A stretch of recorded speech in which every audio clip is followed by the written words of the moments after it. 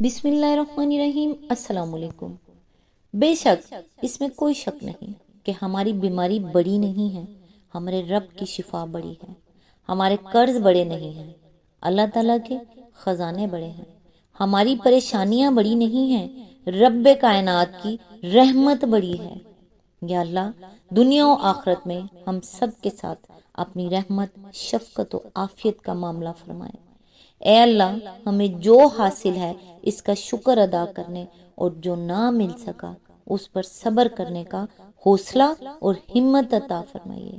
ہمارے دلوں سے دنیا کی ہر خواہش کو نکال دیجیے، اس دنیا کی محبتوں سے خالی کر کے اپنی محبت کے نور سے بھر دیجیے۔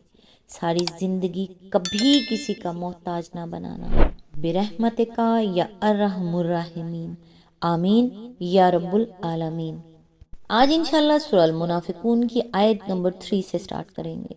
اس کا ترجمہ اور تفسیر تفہیم القرآن سے بیان کروں گی جو اہل سنت جماعت کے لیے ہے۔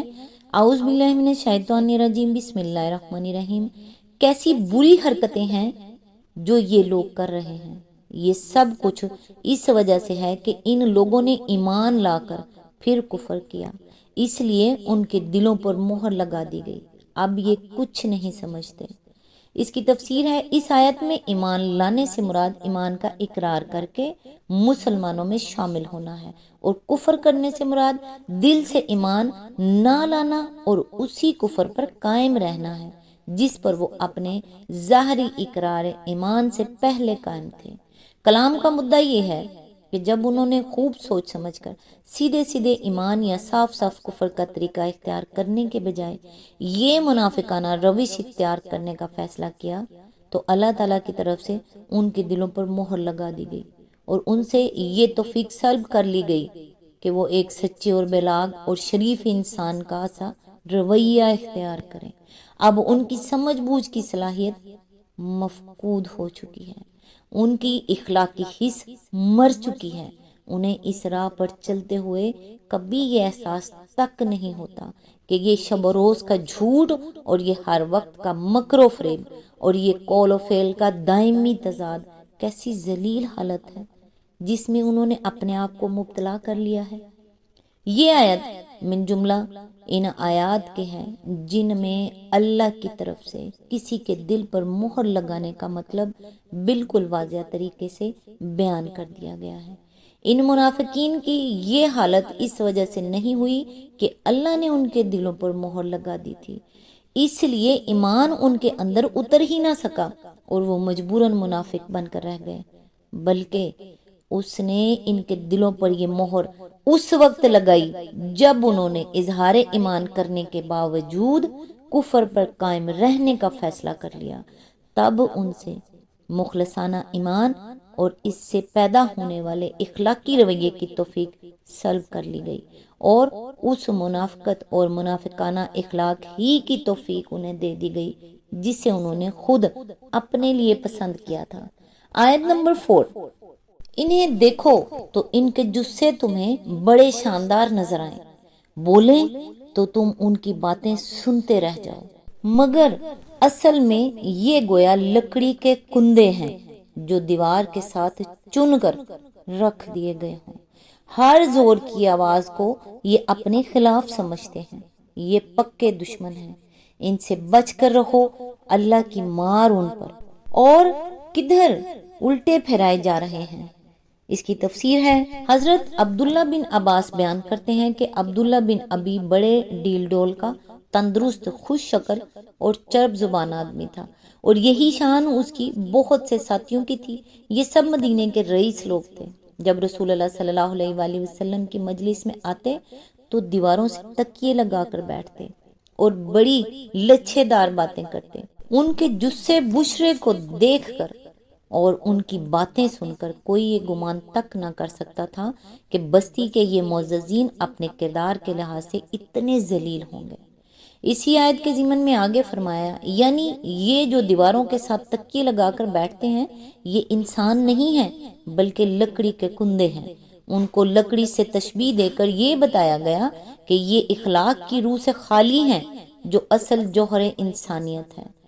پھر انہیں دیوار سے لگے ہوئے کندھوں سے تشبیہ دے کر یہ بھی بتا دیا گیا کہ یہ بالکل ناکارہ ہے، کیونکہ لکڑی بھی اگر کوئی فائدہ دیتی ہے تو اس وقت جب وہ کسی چھت میں یا کسی دروازے میں یا کسی فرنیچر میں لگ کر استعمال ہو رہی ہو۔ دیوار سے لگا کر کندھے کی شکل میں جو لکڑی رکھ دی گئی ہو وہ کوئی فائدہ بھی نہیں دیتی۔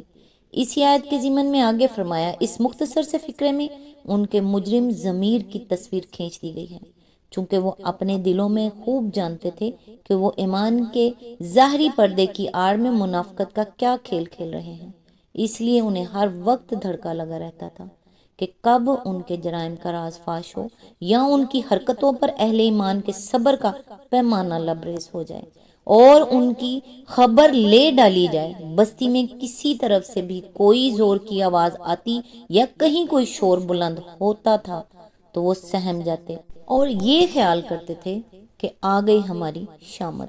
اسی آیت کے ضمن میں آگے فرمایا، دوسرے الفاظ میں کھلے دشمنوں کی بنسبت یہ چھپے ہوئے دشمن زیادہ خطرناک ہیں۔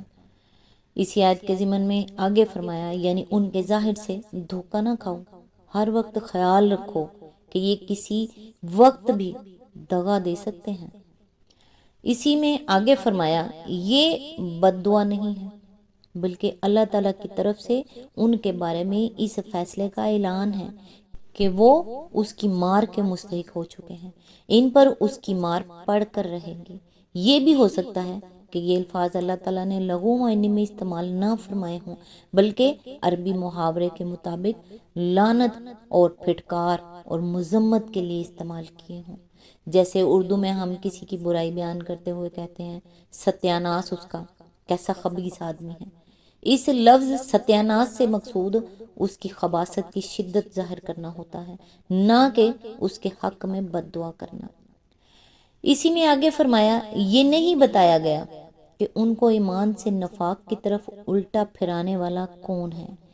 اس کی تصریح نہ کرنے سے خود بخود یہ مطلب نکلتا ہے کہ ان کی اس اوندھی چال کا کوئی ایک محرک نہیں ہے بلکہ بہت سی محرکات اس میں کار فرما ہیں۔ شیطان ہیں، برے دوست ہیں، ان کے اپنے نفس کی غراض ہیں، کسی کی بیوی اس کی محرک ہے، کسی کی برادری کے اشرار اس کے محرک ہیں، کسی کو حسد اور بغض اور تکبر نے اس راہ پر ہانک دیا ہے۔